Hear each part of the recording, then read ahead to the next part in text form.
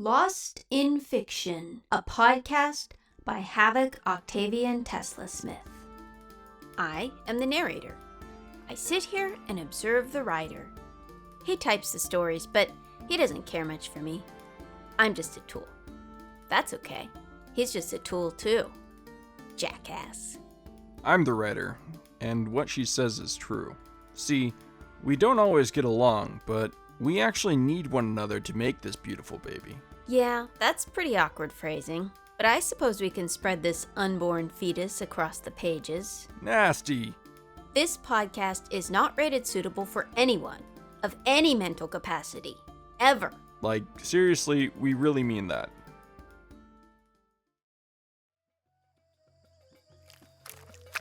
Exterior jungle floor. Day. A man by the name of Dirty Charlie plays in a puddle of mud. Ooh, a savage. Why'd you make that? Dirty Charlie falls back into the mud and looks around in wide-eyed alarm. I couldn't figure out where to start, and really, you shouldn't be here. Right, the rules. I'm supposed to be the unheard god of this world. Dirty Charlie covers his ears. No, I'm the god. You're just supposed to clarify my more obscure gestures. Dirty Charlie removes his hands and looks at them with disbelief. You already broke the sacrifice. You're not a sacrifice, Charlie. The narrator's just fucking with you, and I had to. He's hearing voices.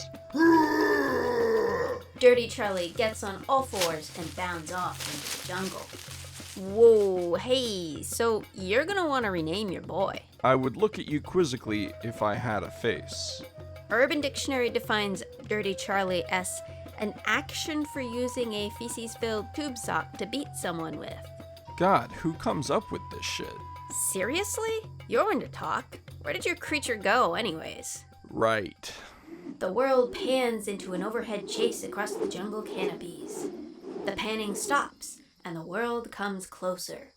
A tribe of savages living in straw huts appear carrying woven baskets, jars, sticks, and spears. It appears that Dirty Charlie is stirring up a commotion in the village center. See here? They're hardly savages. They have houses and instruments.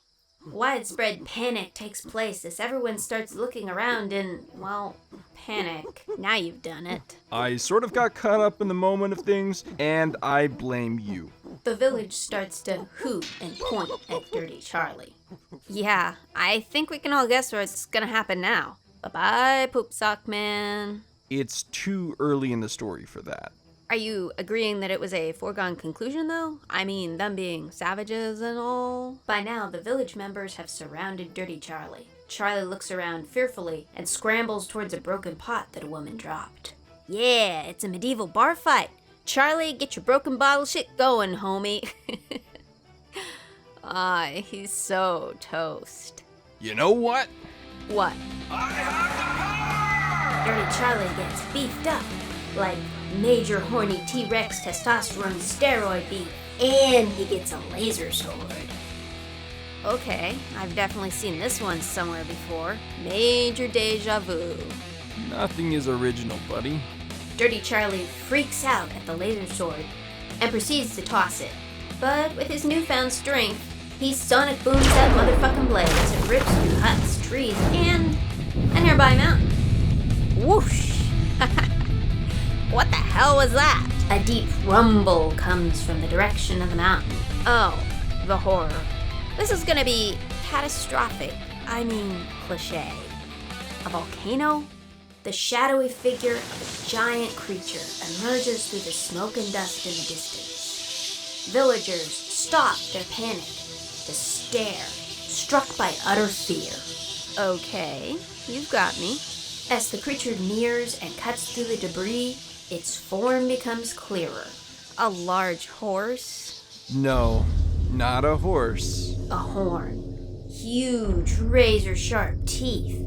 A tail on fire. Rainbow fire. Of course, the townspeople can't see that. Us having a god's eye view and all. Why even write that in? The peasants can't see it yet. I wanted to show you how wrong you were. You know, I think that's a bit cheap, though. You just keep giving your characters mega buffs to handle all higher stake obstacles. I'm just having fun here. But it's gonna be so boring. What would you suggest I do? Well, I've got a silly idea. Yes? How about we roll for it? Like tabletop RPG style. You know what?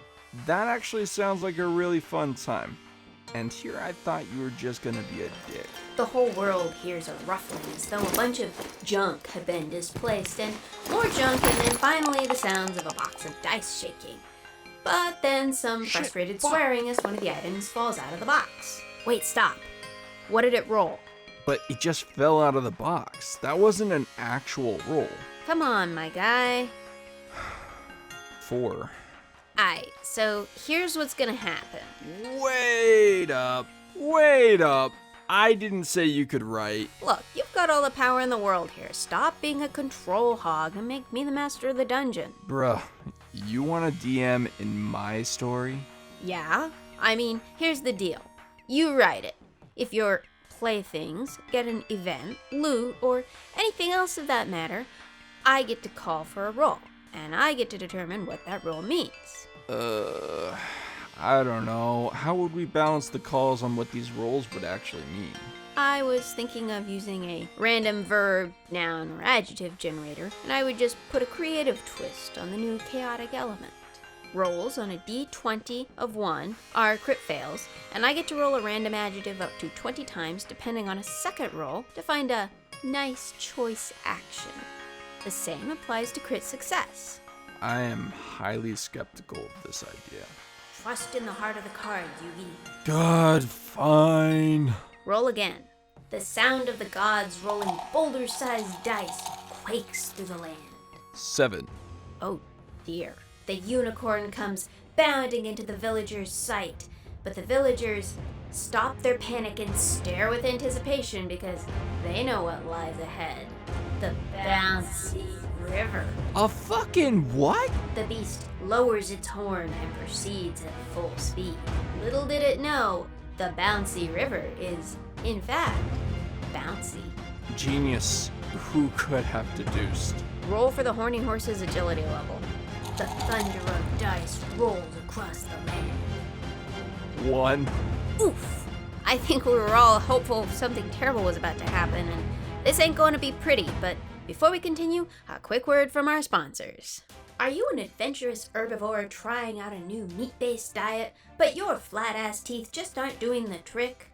Need a little chomping assistance? Starve no more. Enjoy your prey with a little bit of Toothlube. Just rub that shit on generously and slide your teeth right on through that tasty meat. Toothlube, the shit that helps you shit stuff you're not supposed to. Right. The river was as wobbly as it was fast. The horned horse of flame and rainbows stumbled magnificently. Its fate was, however, predetermined by the roll of the dice. It jumped and lurched, bounded, and, of course, bounced across the bouncy river. And on one fateful misstep, this beautiful creature tripped with full force over a jelly-like wave, snapping a bone in its massive leg. The horny horse now attempted to lay on the water's surface. In agony, it bellowed a human-like scream and shouted to the heavens. Damn you, Toothlube! Look at what's become of me!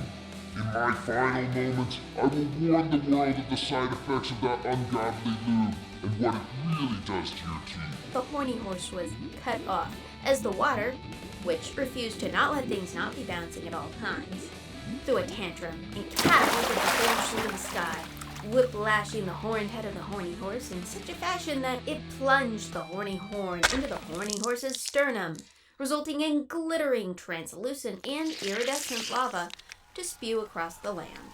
The townsfolk ran for cover, screaming and wailing, as their village and the jungle surrounding them caught on a spectacularly colored fire. Look at them. They have absolutely no gratitude. Yep. I'm sure it had nothing to do with the apocalyptic horse gore raining down upon them. Dirty Charlie beats his massive chest and roars at the heavens. Oh yes, the story! Does he not know how to speak? Not yet. I hadn't really thought of what to do with him. Get your dice at the ready. one moment. The writer snaps his fingers, and the entire world goes into absolute stasis. Everything except for Dirty Charlie, who stands there looking dumb and confused at a fowl that had caught fire and was apparently attempting to change course from a head-on collision with an older man that was still standing there, scowling intensely at Charlie. Of course, frozen unaware of the impending flaming bird of doom soaring right at him. Which one? Let's go with a D20. Roll it 6 times. Okay. And roll. Dice once again thunder throughout the jungle, which is still in flames and chaos. 18. Strength. Dirty Charlie's muscles shrink slightly, although he's still a monster of a human. 10. Dexterity. Perfectly boringly average dexterity. 6. Constitution. You best be careful, your boy might have some back problems. 14. Intelligence. Good thing he's not a 20 because your creation can only be as smart as your creator. 2. Wisdom. Well, good thing it isn't 3 because your creation can only be as... Oh, okay. 20. Charisma. He's gonna go from not knowing words to convincing Picasso that he is an actual pancake. Dirty Charlie! Please do not call me Dirty Charlie. It is degrading and also an insult to your skill as a writer. Holy shit, it's alive! As alive as you are mad in the head. Although, I might be the mad one, since I seem to have had a paradigm shift of my entire existence, and all of my past recollections, and perceptions of those recollections, as they seem to be rearranged completely in my head since the dice roll on my intelligence. A dice roll on my intelligence. You lost me. But, okay, Charlie, what's your name then? Wait up. I've got an idea. Let's random generate it. That sounds fun, doesn't it, Charlie? That sounds risky and unnecessary, but dangerously fun, and really what could be worse than I've currently got.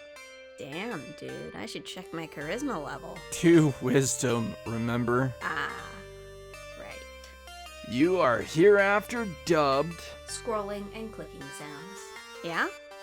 Whoa, no. Give me a second. We're not going with that one. More clicking. The anticipation is killing me. Charlie smashes his massive fist into his hands, causing an echo to reverberate through the land. Your name will be Angel Fields. That's fucking poetry, man. Angel Fields. I actually love it. You'll be thankful I didn't go with my first random, but I'll pretend like that didn't happen. One-time deal.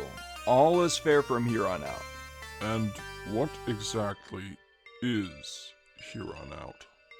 I was still coming up with it as I went along, but I have been struck with inspiration. Oh dear. Run for cover, Mr. Fields. Angel looks visibly nervous. No, this part should be exciting to you. I found the story. Yeah, getting thrown off a cliff is exciting, but I'd hardly think it's exactly desirable. Yes, please go on. Give the Mad God more terrible ideas. Okay, look, here's the deal. I'm considering giving you a quest with a possible reward of untold power. Something so world-altering, no, universe-altering, that you will have no choice but to pursue it. Way to say a bunch of words without saying anything at all. I'm not gonna give the quest details out so willingly. That would spoil the story. I absolutely hate spoiled stories. Also, I'm not sure if I'm willing to let you have this quest yet, but we are gonna run a series of interesting tests to find out. So, what am I to do then?